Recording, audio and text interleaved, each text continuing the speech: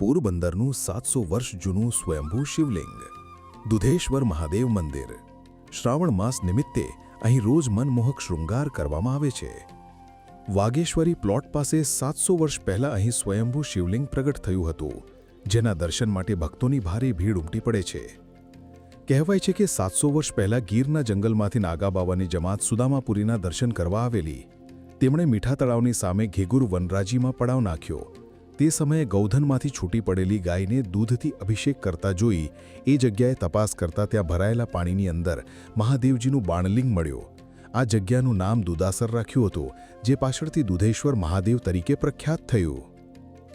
આ સિવાય પોરબંદરમાં સમુદ્ર કિનારે નવો રાજમહેલ તૈયાર થતા મહારાજા નટવરસિંહજીના પિતા ભાવસિંહજી તથા રામબા સાહેબ દુધેશ્વર મહાદેવના દર્શન કરવા આવતા હતા।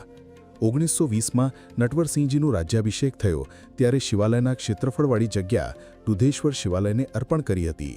ત્યારે આ ચમત્કારિક શિવલિંગના દર્શનાર્થે દર સોમવાર તથા ખાસ શ્રાવણ માસમાં પંથકના શ્રદ્ધાળુઓ મોટી સંખ્યામાં ઉમટી પડે છે।